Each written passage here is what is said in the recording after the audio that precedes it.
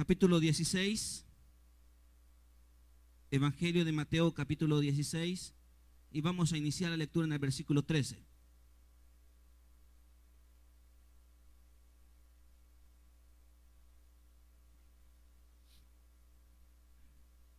Evangelio de Mateo capítulo 16, versículo 13.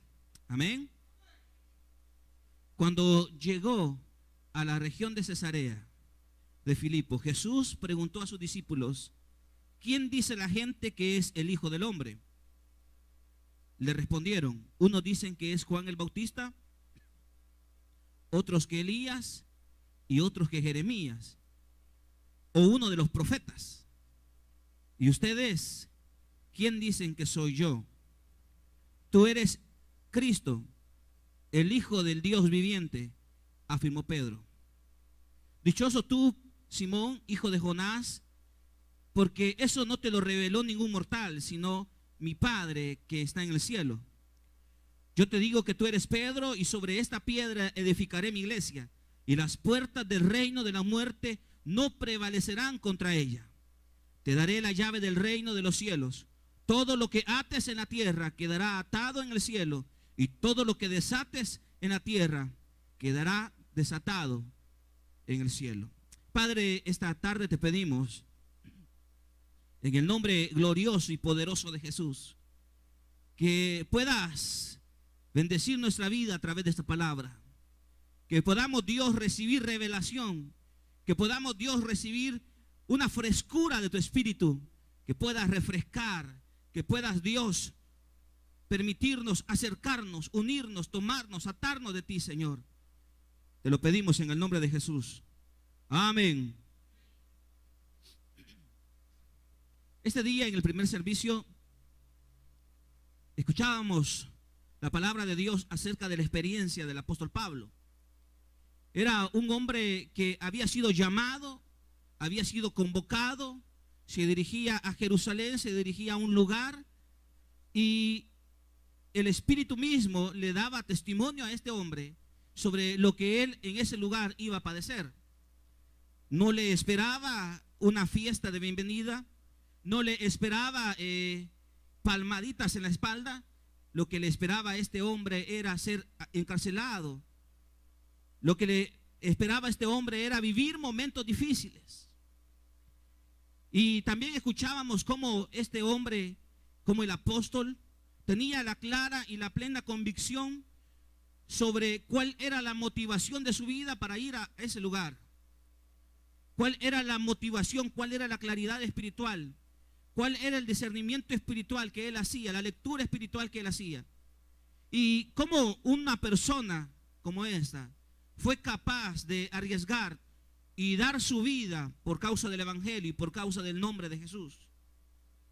Y estos versículos que tomamos en el Evangelio de Mateo, quiero tomar dos preguntas que están en el versículo 13 y en el versículo 15. Y es Jesús preguntándole a sus discípulos. En el versículo 13 Jesús le hace una pregunta. ¿Y cuál es? Como dice, hermanos, ¿quién dice la gente? Y lo segundo, versículo 15, ¿y ustedes quién dicen que soy yo? Jesús les hace dos preguntas. La pregunta es: ¿qué piensa la gente? ¿Qué dice la gente? Y lo segundo es: ¿qué dicen ustedes? Porque son dos cosas distintas. Una cosa es todo ese movimiento, todo ese río de voces que pueden correr alrededor de nuestra vida, todos esos comentarios, todas esas análisis de las cosas que las personas pueden llegar a decir hablando de Dios. Y otra cosa es nuestra experiencia personal, nuestro día a día con Dios. Una cosa es que yo le diga a usted cierta indicación o mi forma de pensar sobre la situación específica, puntual que usted está viviendo y cómo Dios puede obrar. Y otra cosa es que usted logre descubrir, discernir qué y cuál será la forma en la cual Dios intervenirá, obrará en su vida en favor de esa situación difícil que está viviendo. Son cosas distintas. Una cosa es lo que la gente piensa de Dios y otra cosa es lo que usted piensa de Dios. Una cosa es lo que el mundo cree de Dios o sobre Dios o de Dios, y otra cosa es lo que usted cree en relación a Dios. No sé si me estoy dando a entender. Una cosa es lo que te dice tu amigo, tu compañero, tu vecino, tu familiar sobre Dios y sobre tu servicio. Y otra cosa es lo que usted crea, lo que usted piense sobre esas cosas que mencioné. Una cosa es que las personas externas frente a un problema, alguna necesidad, diga, está bien complicado. Y el médico le dice, mira, váyanse preparando para lo peor. Comentarios, voces que surgen en el proceso y en el caminar de nuestra vida. Y otra cosa es que yo diga, el ser humano dice esto, pero yo creo esto. Y me gustaría que podamos tener esta tarde la claridad de saber, de tener la convicción de qué estamos haciendo y por qué lo estamos haciendo. Porque eso, hermanos, es fundamental en la fe. Es fundamental que yo sepa que yo le estoy sirviendo a un Dios real y poderoso, que tiene poder para transformar cualquier sea la relación o la situación que los seres humanos vivimos. Si yo mismo no lo creo, entonces todo lo que yo oiga, todos los comentarios, todo el pensamiento de mi familia, de la gente que me rodea, incluso de la misma iglesia, de los mismos hermanos, podrán modificar, podrán determinar mi compromiso en la obra de Dios o en mi búsqueda del Señor. Le dice Jesús a los discípulos, ¿quién dice la gente que es el Hijo del Hombre? Y los discípulos respondieron, unos dicen que es Juan el Bautista, otros que es Elías y otros que Jeremías o uno de los profetas. Este era el pensamiento que manejaba la comunidad. Esto era lo que la gente pensaba sobre el Hijo del Hombre. Esto era lo que la gente vivía, lo que la gente discernía o que lo que la gente esperaba. Claro, aquí hay una gran diferencia, hermanos. Una cosa es ellos y otra cosa somos nosotros. Una cosa es el mundo y otra cosa es el pueblo de Dios. Una cosa son los impíos y otra cosa somos aquellos que hemos sido alcanzados por la sangre de Cristo.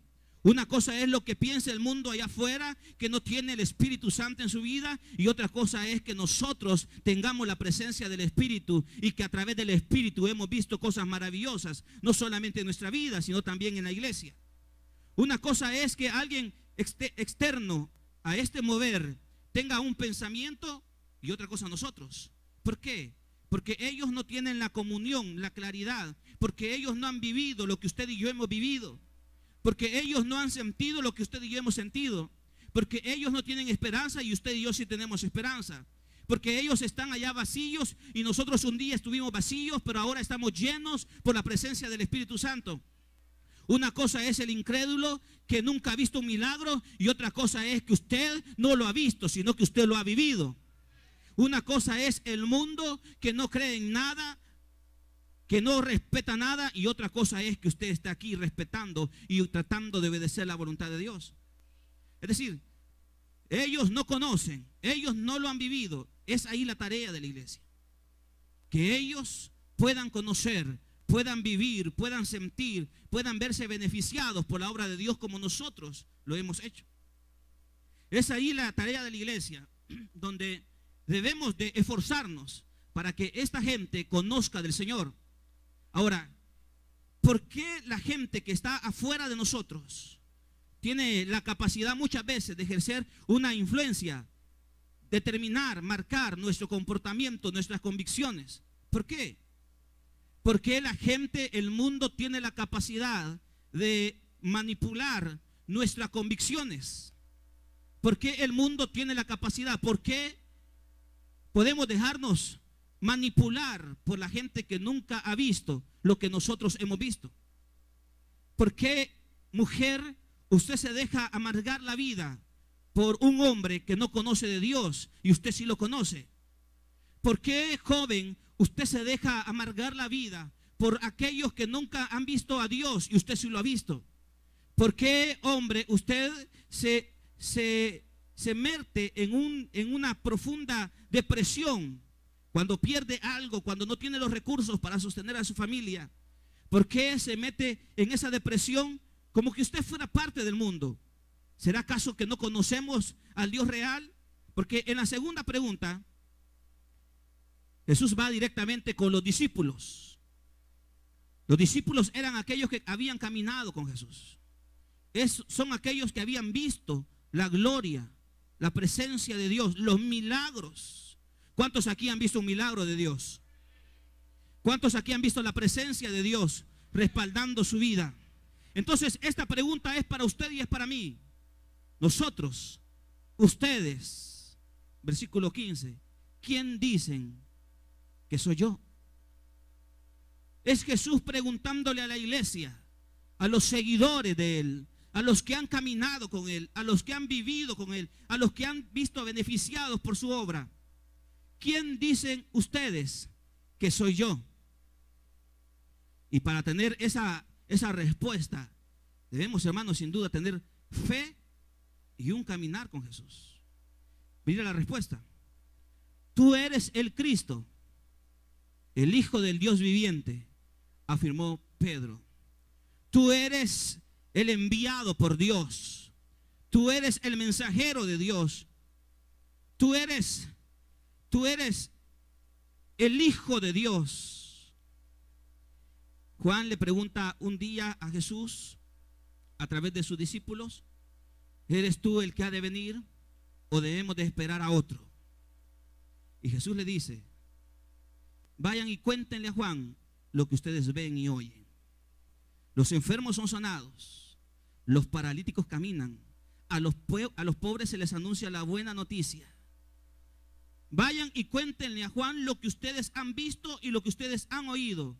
Significa que para tener esa convicción es necesario ver y es necesario escuchar todo lo que Dios hace alrededor de nosotros y en nosotros. Para poder ver, para poder escuchar, tenemos que estar ahí, escuchando, viendo, siendo participadores de esa obra de Dios. Jesús le dice, o ellos le dicen: tú eres el Cristo, el Hijo de Dios. Esta era la convicción de Pedro en este momento. Y mire la respuesta de Jesús: dichosos tú, Simón, hijo de Jonás, porque eso no te lo reveló ningún mortal, sino mi Padre que está en el cielo. Mire la respuesta de Jesús: eso no te lo dio a conocer ningún mortal, sino mi Padre que está en el cielo.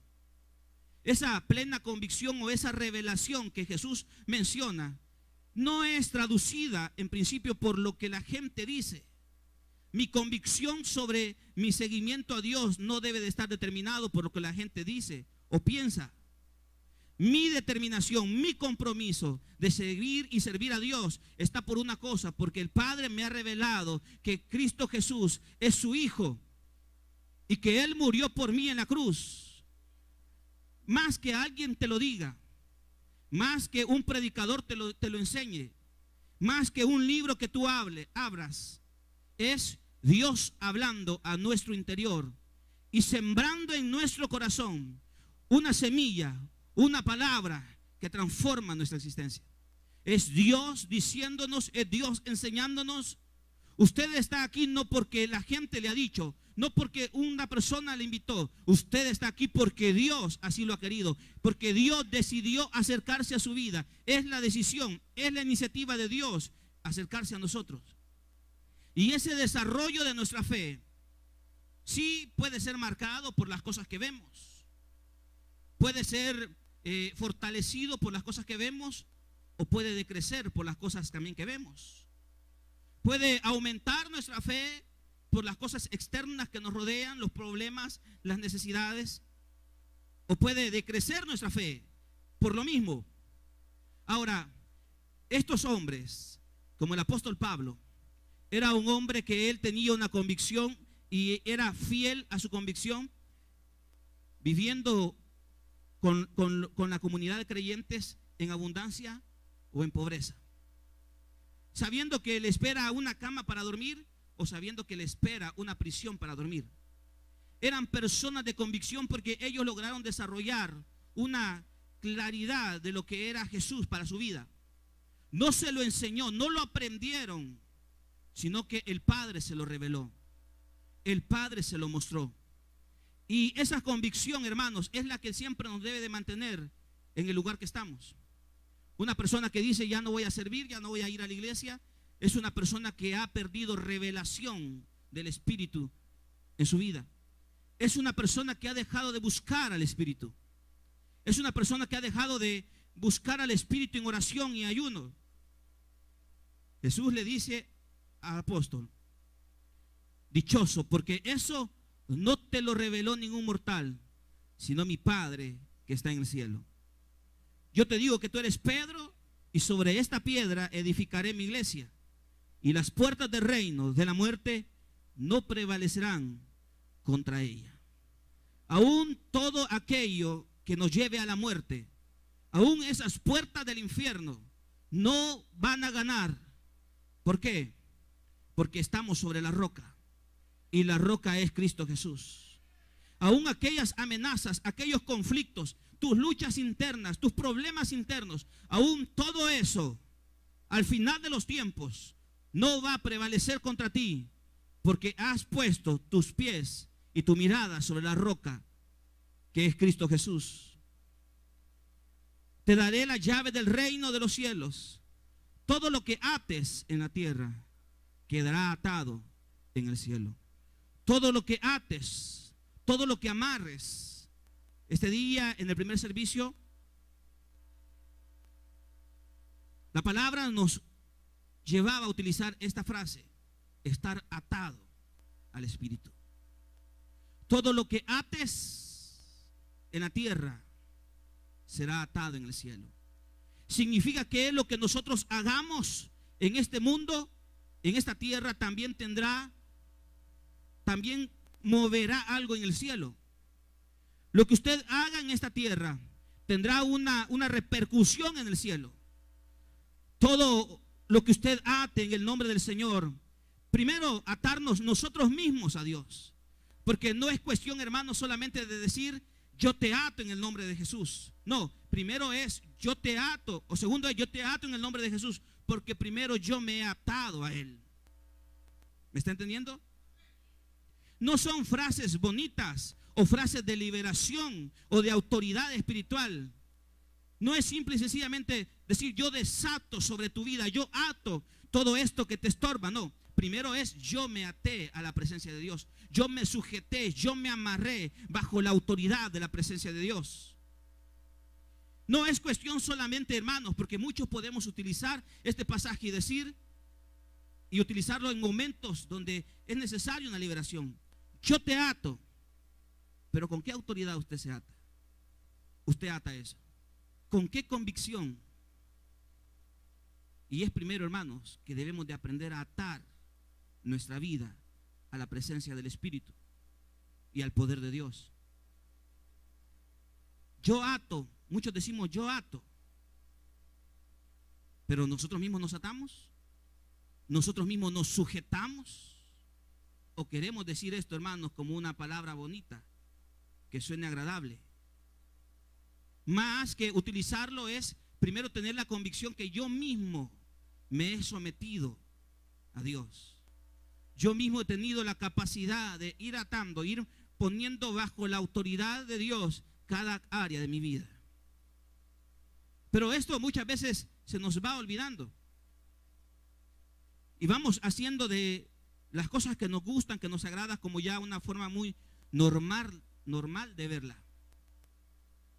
Pero quiera el Espíritu esta tarde, hermanos, podernos decir así, con claridad, qué cosas de nuestra vida necesitan todavía estar atados bajo la autoridad de Dios. Sé que hemos caminado y hay cosas que han quedado en el pasado, pero aún hay cosas en nuestro presente que son parte del pasado. Y a esas cosas, hermanos, tenemos que prestarle atención. No es cuestión de acomodarnos, es cuestión de atar esas cosas bajo la autoridad de Dios. Te daré la llave del reino. Todo lo que ates en la tierra quedará atado en el cielo, y todo lo que desates en la tierra quedará desatado en el cielo. Versículo 21. Hasta aquí todo era agradable. Era Pedro diciéndole a Jesús, reconociendo quién era él. Versículo 21. Desde entonces comenzó Jesús a advertirles a sus discípulos que tenía que ir a Jerusalén y sufrir muchas cosas a manos de los ancianos, de los jefes de los sacerdotes, de los maestros de la ley, y que era necesario que lo mataran y que al tercer día resucitaría. Y mire la actitud de Pedro. Pedro lo llevó aparte y comenzó ¿a qué? A reprenderlo. Jesús comenzó a anunciarles a ellos todo lo que venía para él. Jesús comenzó a decirles que en Jerusalén le esperaría muerte, humillación, crítica, rechazo. Y frente a esa realidad que era ya visible, ya Jesús tenía la claridad espiritual de lo que sucedería en ese lugar, Pedro aparece para querer detener ese proceso de la obra de Dios salvadora para este mundo. Y oiga eso, hermanos, hay muchos que aparecen en nuestra vida para querer detener ese proceso de la obra de Dios en nosotros. Hay muchos y hay muchas que aparecen para querer destruir o detener esa obra que Dios ha iniciado en tu vida. Jesús tenía la convicción de qué es lo que le esperaba en Jerusalén. Y él sabía que al llegar allí lo que le esperaba no era una bienvenida de un rey. Lo que le esperaba era muerte, prisión, burla, rechazo. Y Pedro aparece queriéndolo reprender, queriéndole decir, no. Así como aquella comunidad que le decía a Pablo que no fuera a Jerusalén. Esa comunidad que le decía no vayas. Y le lloraban y le insistían que no fuera. Cuando usted tiene la convicción de que es el propósito de Dios para su vida, van a aparecer personas que van a querer insistir para que usted no llegue a tener o vaya a ese lugar. Y como decía la palabra por la mañana, podrá ser que lo hagan con buenas intenciones, pero aún esas buenas intenciones puede ser malo para usted. La madre de familia le dice al hijo, hijo, no vayas. Mi madre siempre le dice a mi hermana, decirle a él de que no vaya a esos lugares cuando vamos a Noche de Buenas Nuevas. Le puede pasar algo. Claro, ella como madre tiene la buena intención de que eso no suceda.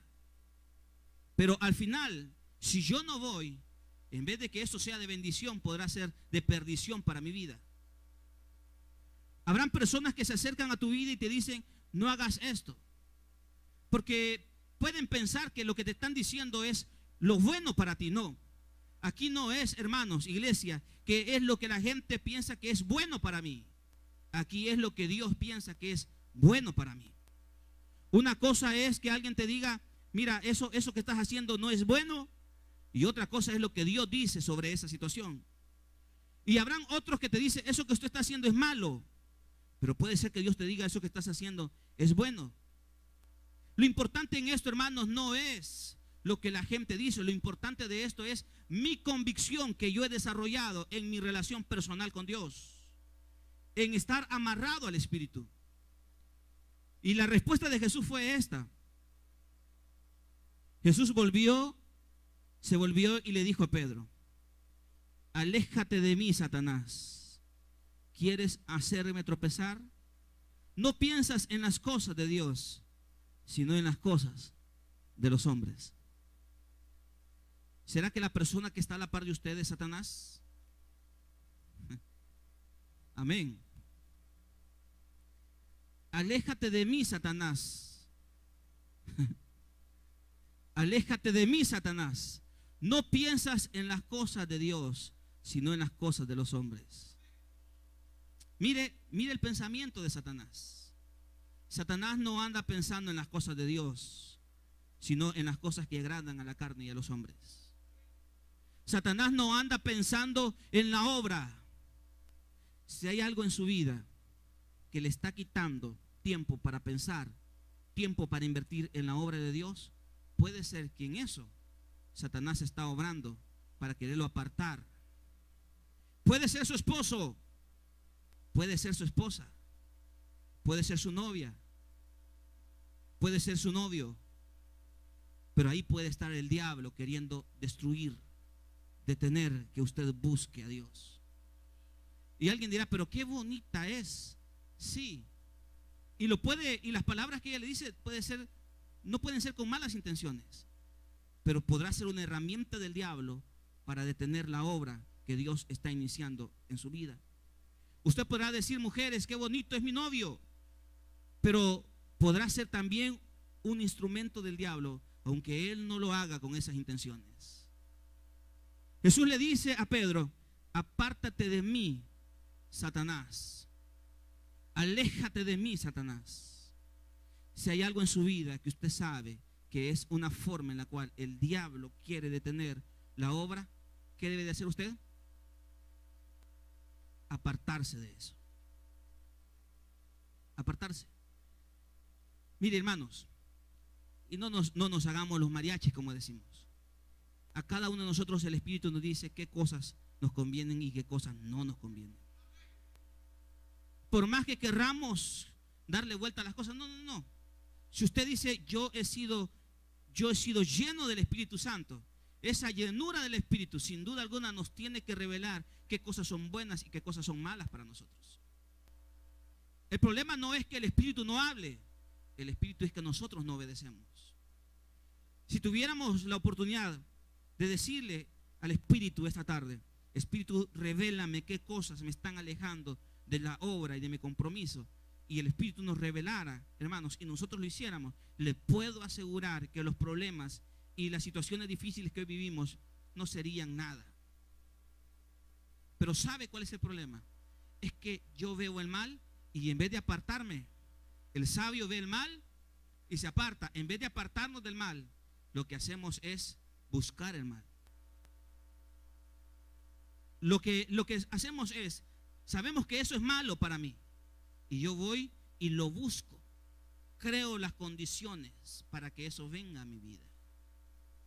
Pero ¿qué pasaría si yo pongo distancia de eso? ¿Qué pasaría si yo le pido la capacidad espiritual al Espíritu, a Dios, y Él nos la da? No, hermanos, eso no sería ya nada para nosotros. Alguien dice, es que, hermano, mi problema es tal. Hermano, mi situación, mi piedra de tropiezo es esta. ¿Por qué no se aleja de eso entonces? Si usted dice que es su piedra de tropiezo, ¿por qué no se aleja de esa situación? ¿Por qué no se aleja de esa relación? ¿Por qué no se aleja? Tenemos y sabemos que eso nos lleva por caminos difíciles y nosotros buscamos. Ahí están los jóvenes luchando. ¿Borro el número de ella o no lo borro? ¿Lo borro o no lo borro? Ella me aleja de Dios. Pero está bonita. No la voy a borrar. Y son cosas tan sencillas y comunes. Pero Jesús le dice a Pedro, aléjate de mí, Satanás, porque no piensas, porque me quieres hacer tropezar. ¿Qué quiere el diablo? Hacerlo tropezar. Usted está en este punto y dice, quiero llegar al cafetín. Si usted caminara de una manera normal hasta allá, usted llegara en un tiempo determinado, ¿sí? Pero usted va caminando y de repente se tropieza. Usted se levanta y podrá llegar una vez allá, pero ya perdió tiempo. ¿Sabe qué quiere el diablo? El diablo quiere retener bendiciones de Dios para nuestra vida. El diablo quiere retener esa bendición. ¿Y cómo lo quiere hacer el diablo? El diablo no puede romper las promesas que Dios te ha dado, porque las promesas de Dios son firmes y son verdaderas. El diablo no puede detener la promesa porque es promesa de Dios, no es tu promesa. Eso es trato de Dios con tu vida. Pero lo que sí puede hacer el diablo es poner tropiezo para que tú retengas, para que pase más tiempo y no alcances la bendición de Dios. El diablo pone tropiezos, porque Dios nos lleva a un lugar. ¿Qué hizo el diablo cuando salió el pueblo de Egipto? ¿Qué hizo con la primera generación que salió de Egipto? ¿Qué? Ellos se detuvieron. ¿Y cuánto tiempo pasaron en el desierto? ¿Se imagina? El diablo puso tropiezo.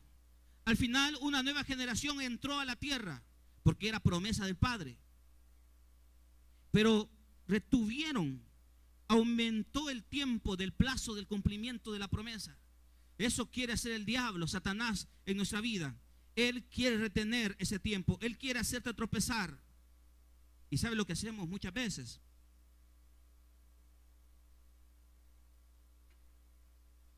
Es que cuando nos tropezamos, unos se levantan rápido y otros pasan mucho tiempo para levantarse. Y el tropiezo lleva un golpe. Y el golpe a un dolor. Puede ser que sea solo un raspón, o puede ser que te fractures el pie. Y eso determina el tiempo en el cual tú te levantas del suelo. Utilizando ese ejemplo, lo mismo sucede en nuestra vida espiritual.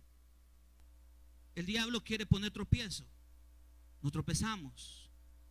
Y dependiendo del golpe, así nos levantaremos rápido o pasará el tiempo para que nos levantemos. Y en todo eso, el cumplimiento de la promesa aguarda por cumplirse. Estamos reteniendo esa promesa. No, la promesa no se cumple por causa de Dios. La promesa no se cumple por causa de nosotros, por culpa de nosotros. Pedro le había dicho a Jesús: tú eres el Hijo de Dios. Pero luego Pedro estaba siendo instrumento de Satanás para detener la obra. Oiga, hermanos, alguna persona en algún momento de tu vida puede ser algo que motiva tu vida para seguir.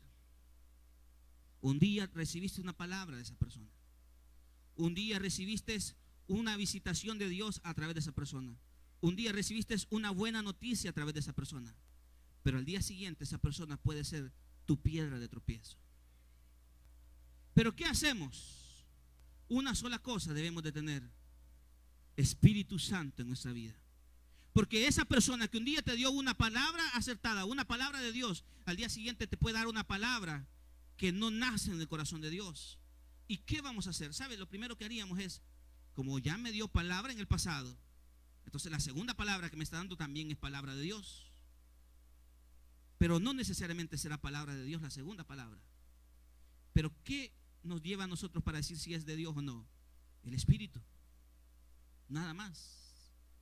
Por eso la importancia de estar cerca del Espíritu. Por eso la importancia de tener la sabiduría que emana del Espíritu.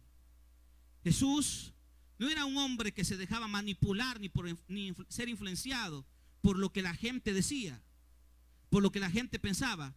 Hoy Pedro le decía, imagínense, Pedro dice en el versículo 19, en el versículo 17, no, donde lo está reprendiendo, dice 22. Pedro lo llevó aparte y comenzó a ¿qué? Era algo abusivo Pedro. Comenzó a reprenderlo. Y dice en otra versión, en otro evangelio, comenzó a decirle que no. Comenzó a reprenderlo. Y viene Jesús y lo reprendió. Pedro sentía quizás autoridad para reprender a Jesús. Pedro quizás sentía en ese momento que tenía la capacidad de discutir eso que Jesús le estaba diciendo. Es que Jesús no le estaba preguntando a ellos si querían o no querían. Jesús simple y sencillamente les estaba diciendo lo que iba a suceder. Porque con Dios es así, hermanos. Dios no nos pregunta si queremos o no queremos. Con Dios es: yo tengo planeado esto para tu vida y eso va a pasar, te guste o no te guste.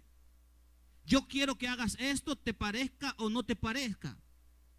Yo quiero que vayas a tal lugar, te agrade o no te agrade. Con Dios es así. Él le dijo todo lo que iba a pasar. Y lo que iba a pasar era esto: tenía que ir a Jerusalén y sufrir muchas cosas a manos de los ancianos, de los jefes de los sacerdotes y maestros de la ley, y que era necesario que lo mataran y que al tercer día resucitara, que era necesario pasar por ese momento de la prueba. Hay un versículo en la Biblia que me fascina mucho, que es cuando Jesús está frente a Pilato y le dice él: sabes que tengo autoridad para evitar que esto pase en tu vida. Con una palabra mía tú no vas a ir a la muerte.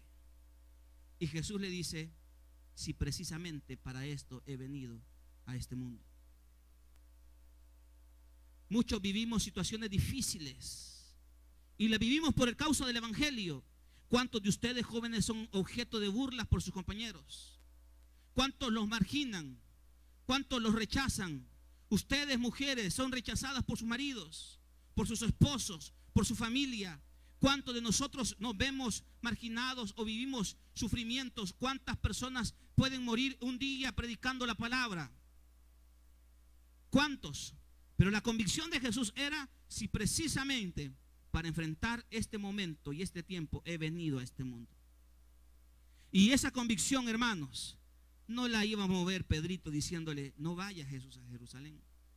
Y esa convicción era la que tenía el apóstol Pablo.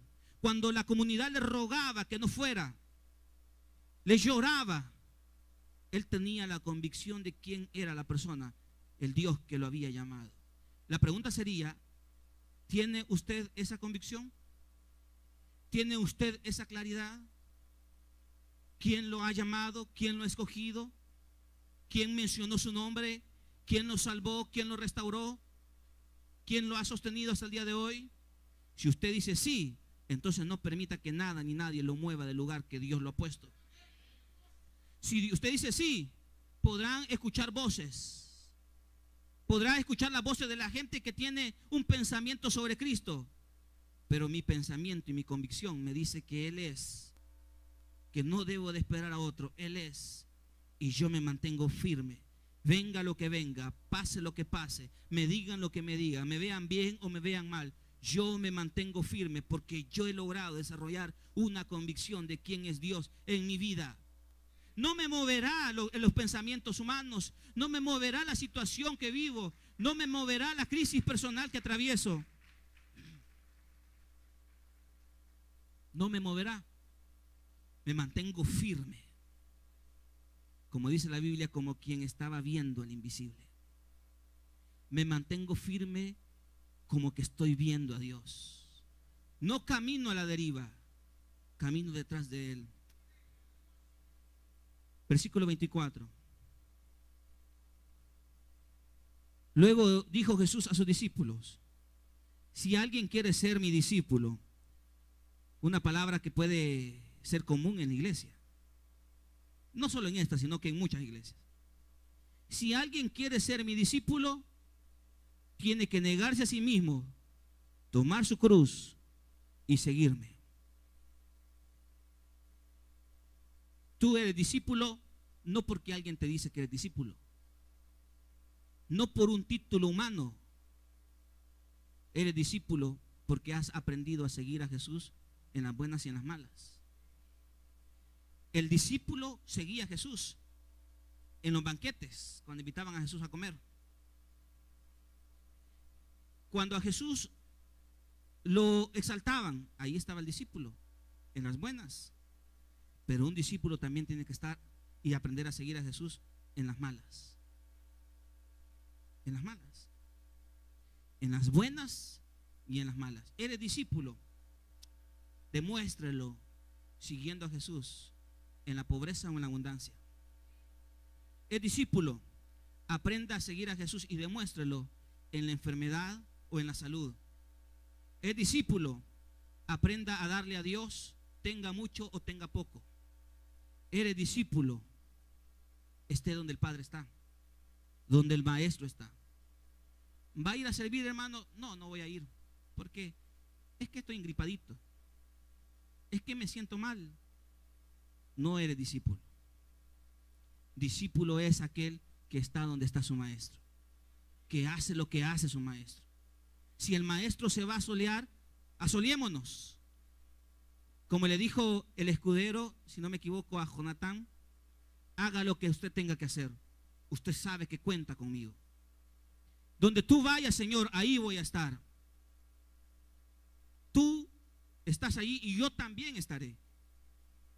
Si alguien quiere ser mi discípulo, ¿cuántos quieren ser discípulos de Jesús? Tiene que negarse a sí mismo. Pero si no somos capaces de dejar de hacer lo que yo quiero o poner mi yo antes de el nombre de Dios, entonces no estamos negándonos a nosotros mismos. Tomar su cruz y seguirme, porque el que quiere salvar su vida la perderá, pero el que pierda su vida por mi causa la encontrará. El que quiera,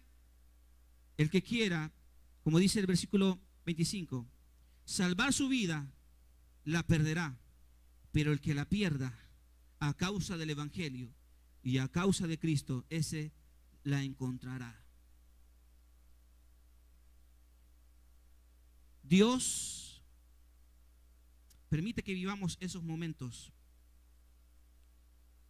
Y frente a los momentos de la vida nos encontramos con personas, con cosas, con momentos que pueden venir a ayudarnos a alcanzar de una manera más progresiva y más rápido el cumplimiento de la promesa de Dios, o nos encontraremos con personas que podrán ser piedra de tropiezo para retener esa bendición, no para perderla, para retenerla. Pero ¿cómo discernir eso? Como decía la palabra, estando atados al Espíritu, teniendo la capacidad espiritual. Si esa relación, si esa situación, si ese trabajo no nos acerca a Dios, podrá ser piedra de tropiezo, ¿sabe? Porque el diablo piensa de esta manera. Piensa más en las cosas humanas que en las cosas de Dios. Si repartiéramos nuestras ideas y pensamientos a lo largo de las 24 horas del día, ¿en qué pensamos más nosotros? ¿En el Facebook? ¿En el WhatsApp? ¿En la novela? ¿En la televisión? ¿En ir a la playa? ¿En hacer tantas cosas? ¿O invertimos más tiempo en la obra del Señor? Iglesia, yo creo que Dios quiere mostrarnos el camino para llegar a obtener el cumplimiento de la promesa y esa bendición. Si se retienen las cosas, no es por Dios, es por nosotros. Es por nosotros. Póngase de pie, vamos a presentarnos delante del Señor.